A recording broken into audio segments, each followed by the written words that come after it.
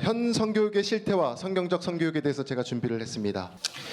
네, 저는 오늘 보시는 이 목차 현재 성교육의 두 가지 흐름을 설명하고자 합니다. 그 중에서 세상 성교육이 가지고 있는 대표적인 네 가지 문제점을 이 시간에 지적하고자 합니다. 또한 이것을 바로잡는 교육, 기독교 성교육에 대해서 말씀하고자 합니다. 대부분의 사람들이 청소년 13.6세에 성관계를 하고 있다라든가 동성애 성전환 등에 대해서 옹호하는 반성경적인 이론들에 대해서 우리가 어떻게 적극적으로 대처해야 되는지 설명을 드리고자 합니다.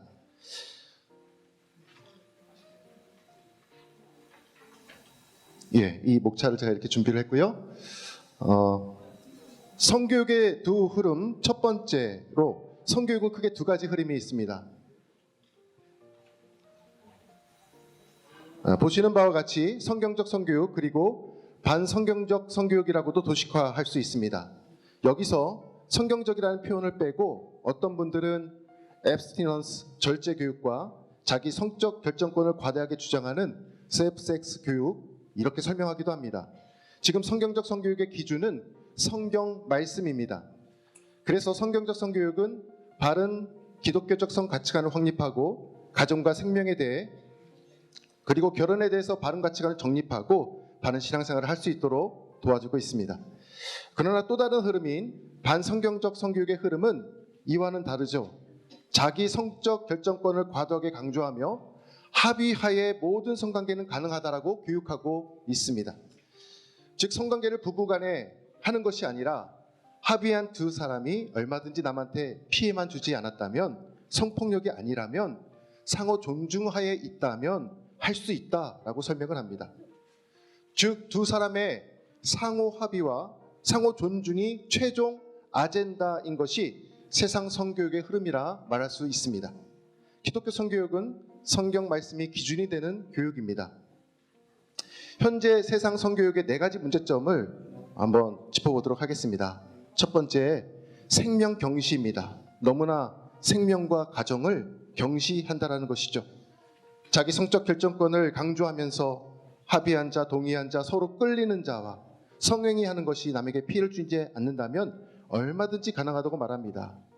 같은 내용이겠지만 두 번째로 결혼과 가정의 가치가 훼손되고 있습니다. 성경적 성교육은요, 생명은 소중하다 말합니다. 그러나 세상은 낙태권이 소중하다 말합니다.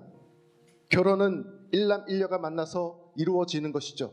그러나 세상은 결혼은 남자끼리 혹은 여자끼리도 가능하다 말합니다. 성관계는 부부간에만 가능해야 합니다. 그러나 세상은 성관계는 결혼 여부와 상관없이 합의만 하면 누구나 할 수 있다고 말합니다. 성경은 간음은 죄라고 말합니다.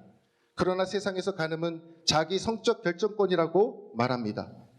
이처럼 세상 성교육은 결혼과 가정의 가치를 훼손하고 있습니다. 세 번째, 성애화입니다. 지나치게 성애화시키는 교육을 우리 아이들이 받고 있습니다. 성교육 시간에 너무나 많은 성적 지식이 난무합니다.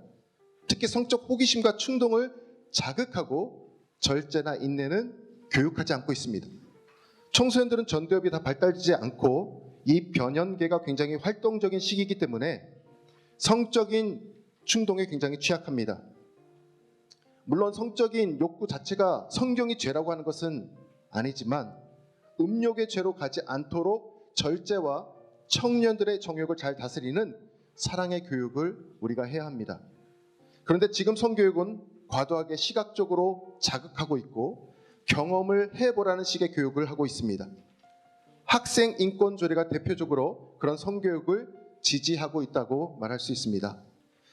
네 번째, 동성애, 성전환 옹호입니다. 동성애는 성경적으로 죄입니다. 회개해야 되는 것이죠.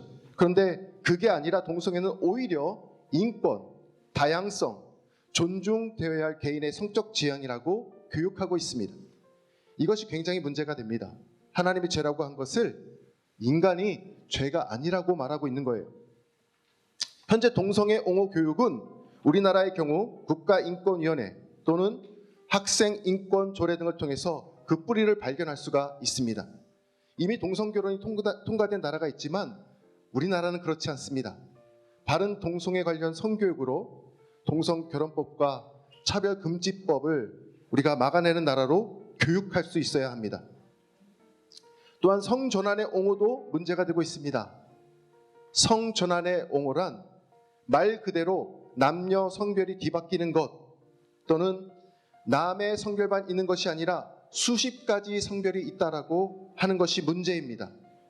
소위 말해 젠더 이데올로기의 이 교육의 핵심 아젠다는 두 가지입니다. 첫 번째는 성별이 바뀌는 것이고 두 번째는 성별이 두 가지가 아니라 여러 가지가 있다라는 것입니다. 하나님이 창조하실 때 사람을 남자와 여자로 창조하셨다고 명확히 말씀하고 있습니다. 이것은 명백한 사실입니다. 성경적 원리입니다. 창조 질서입니다. 그런데 인간의 성별을 바꾼다라는 것, 이것을 권리로 교육하는 것은 잘못된 것입니다. 그러면 우리는 이것 외에도 더 많이 있지만 이 네 가지 굵은 줄기를 바로 잡아가면서 궁극적으로 진정한 하나님의 사랑을 알고 깨닫는 아이들이 될 수 있도록 우리가 교육해야 합니다. 그럼 우리는 이 말세적인 패배주의에 젖을 것이 아니고 이를 바로잡을 수 있는 교육, 그 원형을 제시해 주어야 합니다. 기독교 성교육이 그 대안인 줄 믿습니다. 대안이 아니라 저는 더 나아가서 원형이라고 말씀드리고 싶습니다. 성경은 이렇게 말합니다. 모든 성경은 하나님의 감동을 된 것으로 교육과 책망과 바르게 함으로 의로 교육하기에 유익하니 이는 하나님의 사람을 온전케 하며 모든 선한 일을 행할 능력을 갖추게 한다 말씀하고 있습니다. 지금 이 외설적 성교육에 대해서 우리가 반대만 할 것이 아니라 바로잡는 작업을 하고 있습니다. 에이랩 아카데미에서는 1,500명 이상의 전문 강사를 양성하고 252개 연구소가 설립되어서 수천 명의 양육자와 교사들이 지금 활동하고 있습니다. 그리고 이 일은 굉장히 활발하게 진행되어져서 그 일환으로 저희 바움 성품연구소도 많은 A래퍼들과 함께 더욱더 든든하게 성장해 가고 있습니다. 성교육이 본래 성품 교육이지 않습니까? 바움 성품연구소의 바움은 독일어로 나무라는 뜻입니다. 나무의 특징이 있죠. 홀로 자라는 것처럼 보여도 땅 밑에서 뿌리들이 서로 지지하며 함께 자라가는 것처럼 성경적 성교육이 든든히 건강히 이스라엘의 텔 아비브까지 뻗어갈 수 있도록 에이랩 아카데미의 Awesome Life, Awesome Family 그 스피릿과 함께 하고 있습니다. 우리들이 노력하고 있는 것은 바로 이것입니다. 바른 기독교 성가치관 교육으로 생명병시와 결혼과 가정의 가치를 훼손하는 것이 아니라 그것들을 소중히 일깨워주는 교육을 하고 있습니다. 또한 가치관은 배제되고 고도로 성애화시키는 교육이 아니라 바른 성가치관을 먼저 확립시키는 교육을 하고 있습니다. 그렇게 되면 아무리 심각한 미디어나 반성경적인 그러한 물결이 다가온다 하더라도 그것을 여과해낼 수 있는 힘이 생기기 때문에 가치관을 먼저 확립하는 것이 중요합니다. 다음 동성애에 대해서도 마찬가지입니다. 동성애에 대한 성경적인 입장, 그와 아울러 동성애의 의료 보건적인 문제, 사회적인 문제점들을 함께 투트랙으로 가르침으로써 아이들을 바로잡아주고 있습니다. 아이들이 이것을 통해서 외설적으로 물들면 안 되기 때문에 동성애를 교육하면서도 아이들의 수준에 맞게 눈높이에 맞춰서 교육하고 있습니다. 성전환도 마찬가지죠. 자신의 타고난 성별이 어떻게 지정이 되는지 창조주 하나님의 질서임을 인정하게 하고 그것에 대해 감사함을 가르치고 있습니다. 또한 이것을 어겼을 때 어떠한 보응이 우리에게 찾아오는지 투트랙으로 교육을 하고 있습니다. 이것을 바로잡을 교육은 기독교 성교육인 것을 우리가 현장에서 느끼고 있습니다. 아이들의 변화 정말 놀랍죠. 제가 목회하는 교회의 바움성품연구소가 부설 기관으로 있기 때문에 매달 성교육 캠프를 열고 있는데 초등학교 2학년 남자아이가 찾아왔습니다. 들어와서 첫 마디가 교육하는 장소가 교회냐고 물어보는 거예요. 보통 이런 질문 안 하는데 주일날은 예배를 드린다라고 얘기를 했어요. 그리고 CCM 찬양을 무반주로 틀었습니다. 근데 그 아이가 저에게 찾아와서 3번에 걸쳐서 이 음악 듣기 싫다고 꺼달라고 요구하는 거예요. 2학년 남자아이가. 그러면서 자기가 하는 말이 뭐냐면 자기가 제일 좋아하는 드라마가 있는데 오징어 게임이래요. 그걸 처음부터 끝까지 몇 번을 봤다라는 거예요. 시청 연령 제한 있지 않습니까? 근데 그걸 다 봤다라는 거예요. 거기에 나오는 드라마 주인공들의 인물들의 이름을 다 기억하고 있더라고요. 그랬던 그 아이가 1시간 기독교 성교육을 듣고 나더니 이런 소감의 글과 그림을 저희에게 남겨주었습니다. 오징어 게임은 생명을 소중히 여기지 않습니다. 할렐루야. 불과 1시간 전에 교회가 싫다고, 찬양이 싫다고 그렇게 꺼달라고 얘기했던 아이가 1시간 만에 성경적 성교육을 듣고 나서 생명을 중시하는 아이로 변화된 것을 보게 되었습니다. 이처럼 성경적 성교육은 믿지 않는 아이들 대상으로 엄청난 변화를 일으키고 있으며 A랩 아카데미의 성교육이 얼마나 큰 변화를 일으키고 있는지 목도하는 목사로서 큰 기쁨으로 여깁니다. 13.6세의 거짓말. 혹시 이런 기사 보도를 보신 적 있으십니까? 제가 왜 이 말씀을 드리냐면 이것을 근거로 해서 아이들에게 콘돔과 피임 위주로 교육하자라고 하는데 사실이 아니죠. 여러 방송 매체에서 보도하고 있습니다. 이것을 접한 학부모들은 대부분을 경악하게 합니다. 이것은 명백한 거짓말이죠.